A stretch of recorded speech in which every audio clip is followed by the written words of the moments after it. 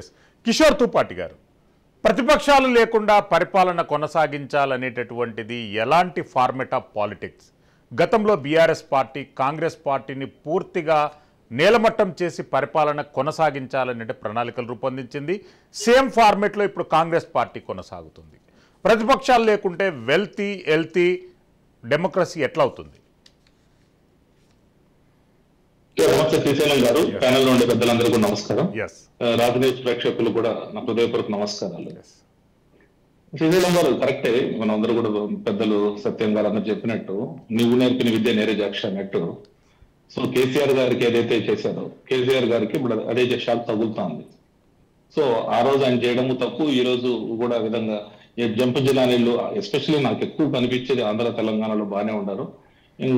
గతంలో అయితే ఇంత లేదు కనీసం ఐడియాలజికల్ కమిట్మెంట్స్ ఉండేటివి ఈ రోజు ఐడియాలజికల్ కమిట్మెంట్స్ మిస్ అవుతున్నాయి నాయకులలో ఎక్కడికి ఈరోజు ఈ పార్టీలో ఉంటాడు వచ్చేప్పటికి మొన్న ఒక ఆయన ఎగ్జాంపుల్ పేరు గంట నరహరే ఎవరో ఒక ఆయన ఉండే ఆయన 15 days లో 3 పార్టీలు మన్నాడు రాజంపేట పక్క సో ఆ విధమైన పరిస్థితి నడుస్తోంది సో ఇదంతా కూడా ప్రజలు కూడా బుద్ధి చెప్పాల్సిన పరిస్థితి ఉంది పార్టీలు కూడా ఈ విధంగా చేస్తే రేపు మనకు కూడా ఇబ్బంది అనేది ప్రతి ఒక్కరు కూడా గమనించుకోవాల్సిన పరిస్థితి ఉంది అదేదో సన్నా సత్యమూర్తిలో ఒక డైలాగ్ ఉంటుంది మనము బాగుండేటప్పుడు లెక్కలు మాట్లాడడం మనం ఇబ్బందులు వచ్చినప్పుడు విలువలు మాట్లాడడం అనేది బాగుండదు ఇప్పుడు కేసీఆర్ గారికి అది వర్తిస్తుంది ఆ రోజు ఆయన బాగున్నప్పుడు లెక్కలు మొత్తం స్మాష్ చేసి అపోజిషన్ లేకుండా చేయడము ఏదన్నా ఉంటే దానికి ఒక కొత్త స్టోరీ చెప్పడము మేము స్ట్రాంగ్ చేయాలనుకుంటున్నాము లేదా మమ్మల్ని పడేయాలనుకుంటున్నారు కాబట్టి మేము వాళ్ళని పడేస్తున్నాము వాళ్ళని ఇచ్చేసినాము ఈ రోజు ఆయన కూడా వర్తిస్తాను కదా సో బీఆర్ఎస్ ఇప్పుడు కాంగ్రెస్ బీజేపీ లాంటి నేషనల్ పార్టీలకు ఎంతో కొంత అవకాశం వెసులుబాటు ఉంటుంది వాళ్ళకు దేశంలో ఎక్కడో ఒక చోట రూలింగ్ లో ఉంటారు బీఆర్ఎస్ లాంటి రీజనల్ పార్టీకి ఇది ఎంత పెద్ద దెబ్బ చెప్పండి ఇంకా అసలు లేయలేని పరిస్థితి తీసుకొని వస్తే ఇప్పుడు కాంగ్రెస్ అనుకోండి ఇక్కడ మిస్ అయితే కర్ణాటకలో రూలింగ్ ఉంటుంది కర్ణాటక మిస్ అయితే ఎక్కడో చోట రూలింగ్ ఉంటుంది బీజేపీ కూడా అవకాశాలు ఉన్నాయి రీజనల్ పార్టీస్ కూడా వెసులుబాటు ఏముంది వాళ్ళు ఏకైతే ఒకే స్టేట్ లో ఉంటారు వాళ్ళ ఒక ప్రాంతీయ పార్టీలు వాళ్ళ అవకాశము ఈరోజు పరిస్థితి మనం చూస్తూనే ఉన్నాం చాలా చోట్ల చూస్తున్నాము ఇర్రెలవెంట్ అయిపోతున్నారు మన బహుజన్ సమాజ్ పార్టీ లాంటి పార్టీ కూడా ఈ రోజు ఒక స్టేట్ పరిమితమైన పార్టీ బట్ అక్కడ దేశం మొత్తము కంటెస్ట్ చేసే పరిస్థితి ఉండేది ఈరోజు వాళ్ళు కూడా సైలెంట్ అయిపోయే పరిస్థితి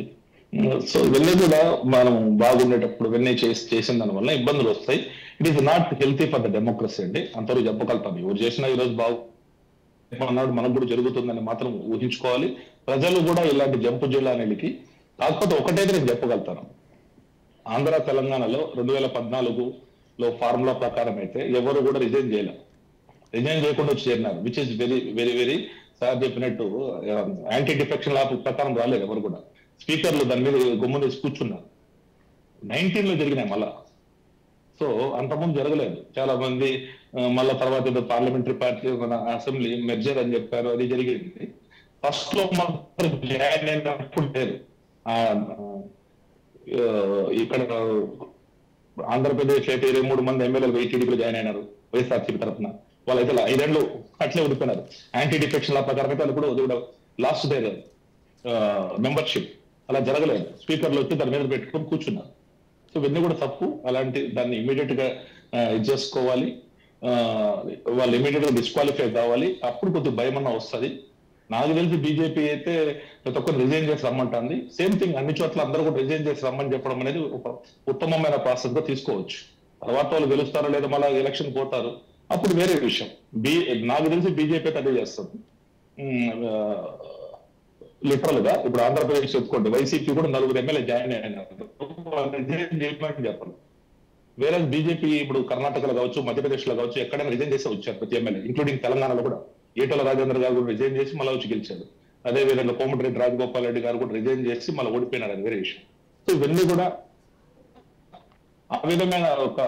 పార్టీలు కూడా స్ట్రిక్ట్ గా ఫాలో అయ్యి యాంటీ డిఫెక్షన్ లాలు ఇవన్నీ ఫాలో అయితే బాగానే ఉంటది ఇలాంటి దాన్ని ఎంకరేజ్ దీన్ని ఒక డిస్కరేజ్ చేసే అవకాశం ఉంటుంది అందరూ కూడా ప్రజలు కూడా దీన్ని తిరస్కరించాల్సిన అవసరం ఉంది ఒక పార్టీ సింబల్ తో ఉండి క్యాబినెట్ లో ఉండడం గతంలో అయితే వైఎస్ఆర్సీపీ సింబల్ తో 23 మంది 23లో 4 వచ్చేసి టీడీపీ క్యాబినెట్ లో ఉన్నారు నా దృష్టిలో అది కోalition గవర్నమెంట్ లాగా నడిచింది సో ఇవన్నీ కూడా దృష్టిలో పెట్టుకొని జాగ్రత్త కిషోర్ తుపాటి గారు మళ్ళీ వస్తాను